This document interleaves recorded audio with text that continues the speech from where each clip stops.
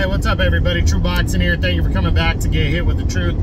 Today we're doing the what's next on former 3-time world title challenger Joet Gonzalez, who fought and lost to Luis Alberto Lopez on Friday, September 15th in the main event of an ESPN card.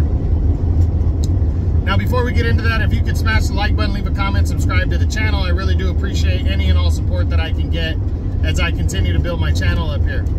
So this fight was a pretty good one.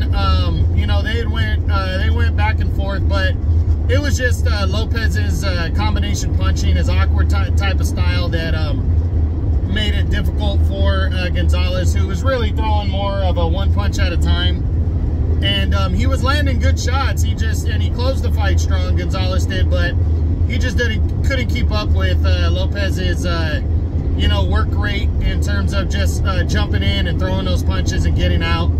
And you know, he lost. It was closer than the decision that was rendered by the judges. Like, I think one judge had it 11-1 and another one had it 10-2. It wasn't that big of a blowout. I personally, given it the eyeball test, I thought it was more about like an 8-4 type win. I wouldn't call it close enough for 7-5, but I had it like maybe more 8-4 area. But Gonzalez fought hard. He fought well, but now it's disappointing because now he's coming off another loss, and the big question is what's next for Gonzalez following this defeat. So we're gonna run through guys in the top 10, but I also believe an option for him is moving up to 130. 130's wide open. Only problem with 130 is you got some of the guys that you fought at 126 there, like champion Emmanuel Navarrete. But Navarrete has declared for super champion status and has had it granted.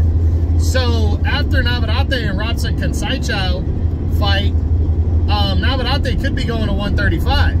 And if that happens, why not Gonzalez may start making his move into 130? I think him in a showdown with like Oscar Valdez would be great. You know, I think that's what Joet might do. He's kind of a big featherweight, and he's been in this division. He got worked against Navarrete and Shakur Stevenson, and now he's lost to Isaac Dogbe and Luis Alberto Lopez. So it might be the right move. But let's run through the top 10 here at featherweight, since he's still a featherweight and he's made no announcement or talk about moving to 130. And let's see what possibly could happen for Gonzalez following this loss. So we start with Luis Alberto Lopez, a rematch. The fight was not close enough to warrant a rematch. I don't think that's on anybody's radar, so I'm going to say no to that one. WBA champion Lee Wood, I don't see it. Wood, even if he were to lose to Josh Warrington, he fights for DAZN, and there's just better options, you know. So I don't see, and if he beats Josh Warrington, he definitely is not going to look back at a guy like Gonzalez, especially who fights for a different promotion. Mauricio Lara, now this would be an all-out war, and I'm not going to say that Bob Arum wouldn't entertain the idea for Gonzalez if Gonzalez really wanted the fight. But the fact that Lara's with a different promotion, I think, is the thing that ruins this one for both sides, because I think it'd be an all-out war, and I'd love to see it.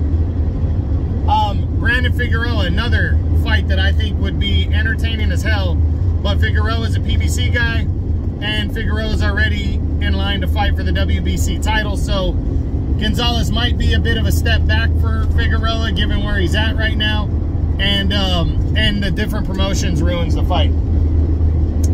Then there's WBC champion Ray Vargas. Not likely. Vargas is likely fighting Figueroa next, and he's with the PBC, so not likely to happen. Josh Warrington, I don't see it win or lose against Lee Wood for Warrington. If he beats Lee Wood, you know, we're looking at rematches with other people, even Lee Wood or him potentially moving up in weight. And if he loses, why would he want to return against a guy like Joet Gonzalez? And they're different promoters, so not seeing it. Robeisy Ramirez, he was #1 in the WBO, and he was lined up for Robeisy Ramirez, but he took the title shot against Luis Alberto Lopez instead. He's going to drop out from that #1 status And Robeisy Ramirez has no reason to fight Gonzalez. He doesn't, especially Gonzalez coming off this loss. So it's possible because they have the same promoter, but I highly doubt it, because there'd be no point for Ramirez to fight to defend the WBO title against him. Isaac Dogboe, a rematch. This fight makes a lot of sense for both guys, just to, if anything, fill the time. They're both coming off of tough decision losses, but convincing to different champions. They fought a great 10-round fight last year. Why not make it 12 rounds and run it back? I think that'd be good for both of them. They could even fight above the weight limit. They could fight all the way up to 130 if they wanted. I think it would be a smart move on both sides, just to get back in the mix and to make some serious money, because the first fight was really good.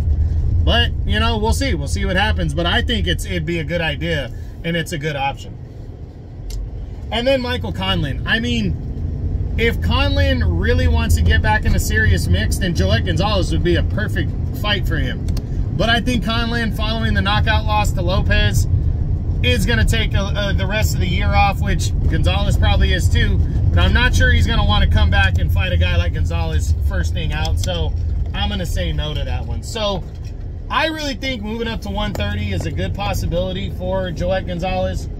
And I also think the best option in the top 10 might be a potential showdown with in a rematch with Isaac Dogboe. But we got to wait and see. You know, there's a lot of things, but I think either the Dogboe fight is the best option, or most likely in the top 10 at 126, or just make the move to 130. Get on a big ESPN undercard, because he's with Top Rank, and make the move to 130 and see what it's like up there. You know, because Gonzalez is still young. I want to say he's 29, 30 years old. So he hasn't, you know, he hasn't been, he's not like a super old guy, but he's got a few losses, and he might need a new landscape. And 130 is kind of a wide open landscape. So we'll see what happens, but that's it. That's what I got. That's my what's next on former 3-time world title challenger, Joet Gonzalez. Hope you enjoyed the video. If you did, smash the like button, leave a comment, subscribe to the channel. I appreciate any and all support. This is True Boxing. You've been hit with the truth.